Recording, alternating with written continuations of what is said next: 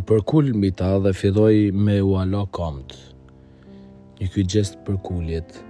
dëfton realisht atë mënyrën me cilën Krishti don me rikriju njeriun,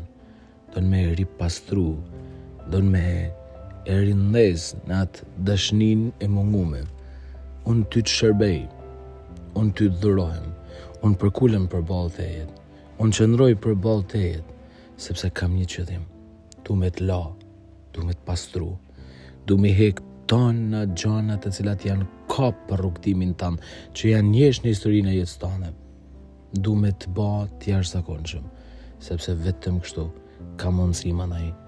me të ushqy, me ta ushqy shpirtin, mendën, zemrën, e kështu kemi më përkit krejtësisht mu, e kemi ba gjithçka në përkujtimin tem, në përkujtim të asaj dashnie që të ka rilind, që të ka pastru, e që të ka ba për veti, gjithmonë.